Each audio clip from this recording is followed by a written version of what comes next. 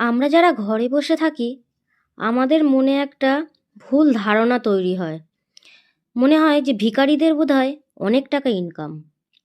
রাস্তায় বসে বসে কোনো কাজ নেই, কিছু নয়, ভিক্ষা চাইছে আর সবাই ভিক্ষা দিয়ে যাচ্ছে, তাহলে ওদের অনেক টাকা ইনকাম।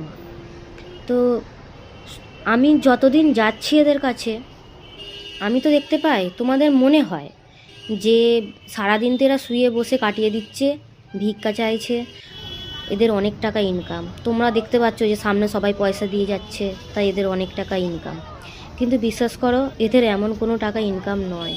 কারণ এদের কারোর হাত নেই, পা নেই, চোখ নেই, দেখতে পায় না। এই যে বয়স্ক অসহায় মানুষটা দেখো, আঙুলগুলো কিছুই নেই, খুলে খেতেও পাচ্ছে না। আমাকে বলছে, মা একটু খুলে দে না, আমি সকাল থেকে কিছু খাইনি, এটা খাবো। দেখো দেখো কত তৃপ্তি করে খাচ্ছে, দেখো আমাদের এই মনটা দেখে এইটাতেই আমার শান্তি। কিন্তু কি বলো তো, আমাদের এই ভুল ধারণার জন্য অনেক মানুষ পিছু হাঁটে এই সব করা থেকে, মনে হয় ওদের অনেক টাকা ইনকাম। কিন্তু বিশ্বাস করো তা নয়।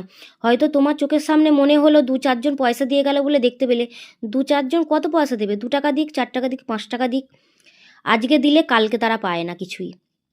আজকে আজকে যদি সবাই ওকে দিয়ে যায়, হয়তো কালকে কিছু পেলোই না। পার্মানেন্ট তো কোনো কাজ নয় যে অনেক টাকা এদের ইনকাম থাকবে, তা তো নয়। আজকে যদি 10 টাকা ইনকাম করে, হ্যাঁ হয়তো কালকে 50 টাকা হলো ওদের, কিন্তু কালকে 50 টাকা হলো, পরশু দেখবে 1 টাকাও কেউ হয়তো দিয়ে গেল না।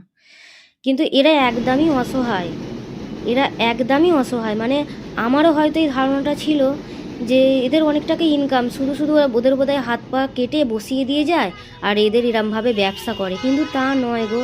সত্যিই এরা অসহায়। মানে এনার চোখ নেই, চোখটা দেখেই আমি ভয় পেয়ে গেছি। মানে চোখের মধ্যে কোনো গুলিই নেই, গুলি মনি যা থাকে চোখের ভিতরে কিচ্ছু নেই। চোখটা লাল কটকট করছে, মানে যেই সামনে গেছি মানে কেকটা খাবো বলে আমার দেখেই ভয় লেগে গেছে।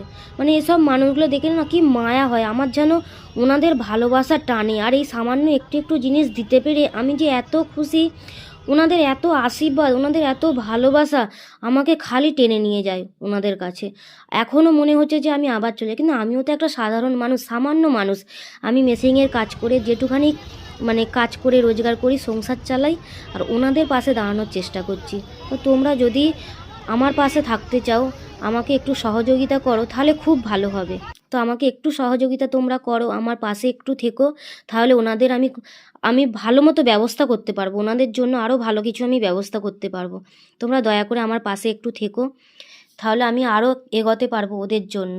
আমার ভিডিওটা ভালো লাগলে লাইক কমেন্ট শেয়ার করে দিও, আর যদি ভালোবেসে থাকো সাবস্ক্রাইব করে দিও।